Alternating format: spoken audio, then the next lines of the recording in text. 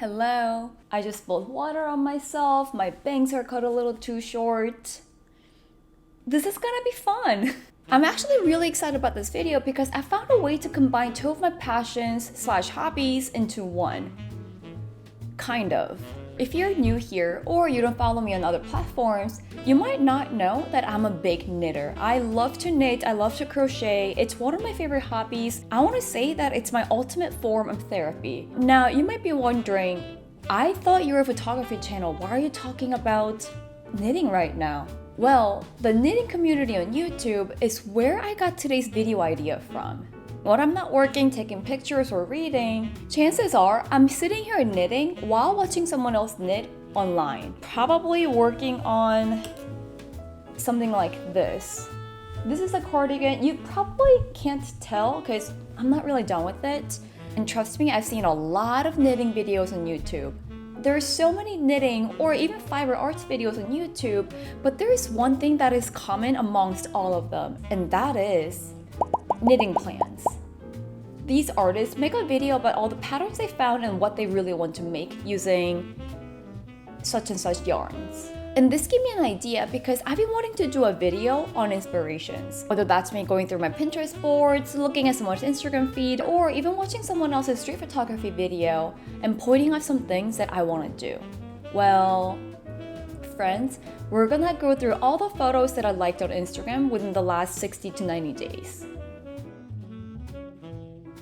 We're gonna go through my liked posts and see what kind of inspirations I can get for the remainder of 2024.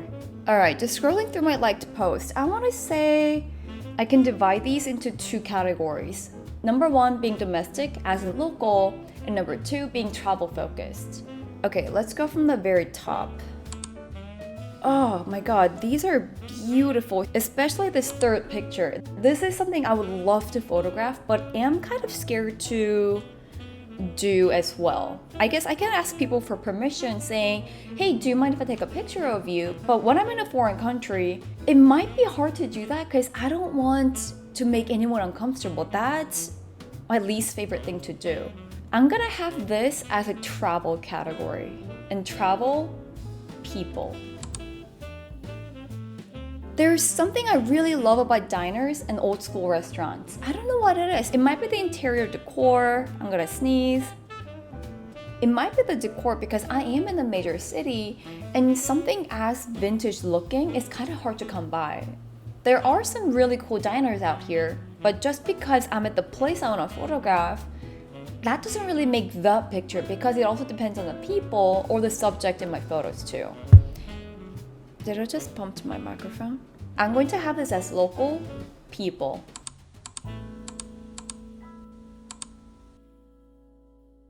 Ooh, this is beautiful. If you watched my latest video from Mexico City, I did take some pictures that are kind of similar to this, but instead of using a street mirror like this, I utilized motorcycles and their mirrors. Because I've been doing something similar to this, I'm gonna skip it. I really love a good set of decor photos, and this is one of them.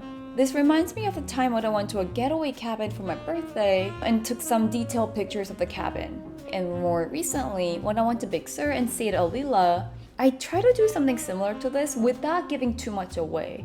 So this can be, I want to say both local if I do a staycation somewhere, and even travel as well. And I'm gonna have this under lifestyle. Okay, something I really love taking photos of is still life. If I could do an entire video on still life only... Wait, why don't I? I would love to do a POV still life photography video. POV still life, I think this can be both travel and local, but because I think I might be more comfortable going to places that I already know, I'm going to have this under local.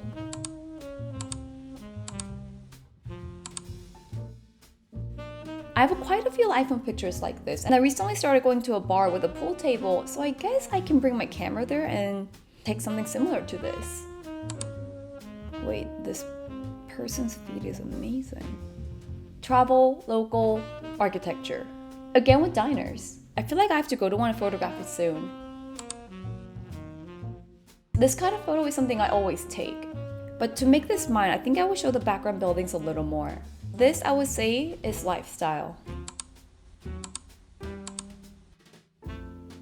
Oh, I love pictures like this. Oh my god. Okay, so I feel like this photographer took a photo of this person from the side of the store because you're able to see the reflection of the street by looking at the signs and the cars being reflected in the window. In the next slide, the photographer went to the other side and photographed the person face on. This is really cool. I think this could be a really sick diptych as well. The idea here is that you have one subject, but you're looking at it from different perspectives, or even in different shapes or form as well.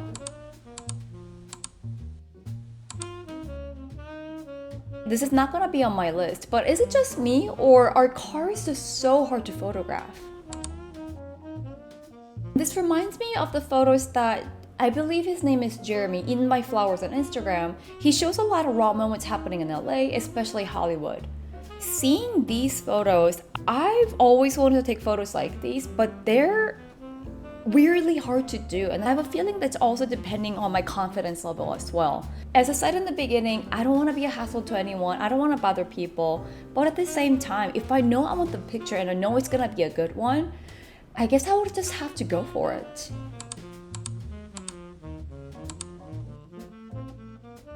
And here's something I want to do more of, and that is to take portraits of people. It could be my friends, my family, or even strangers. I want to do more portraits in general because all the photos I take of my friends, they don't really live anywhere. They're just taken in the moment, which is also really nice. They're candid. But I would love to be able to think twice about the portrait I'm about to take and produce something that really showcases who they are. How pretty is this picture? Yellow umbrella, no one else around, just this peaceful couple. This is beautiful. I would love to recreate this, but I have a feeling in LA, I might have to find a beach that is not as busy or go there when it's not busy. This is something I thought about a while ago, and that something is photographing my own apartment. It's the space I'm in every day, and I see it every day, but why have I not thought about documenting it? Especially with the seasons changing, I get a crazy amount of sunlight in here that creates different shadows every season. I'll think about it. This is a really good example of landscape. Every time I take a picture of a building or a scenery, I always feel like there has to be an extra element in the picture, such as a person walking, someone biking. You get the point. I need to learn to be more comfortable with the sceneries that do not have extra elements in them. I'm slowly learning this, and I did mention in one of my recent videos, but if a scenery or a subject I'm about to photograph is interesting enough for me to photograph, then that's it. I don't need to add an extra thing in there. Sometimes the view that's right in front of me is the most beautiful thing, and that is where I should just leave it. Oh, shapes. When you look at this picture, maybe shape is not the first thing you think of, maybe lights or colors. But for me, this diagonal line that's dividing the white and the green, although the diagonal line is also white, this kind of thing is something I would love to photograph. Alright, so these are the photos that inspired me today, and I'm really hoping to recreate all of them, if not most of them, by the end of this year. What about you? How and where do you get your inspirations from? Are there any photos or photography styles you've been wanting to recreate? Let me know, and I'll see you next week with some new photos. I need a proper outro.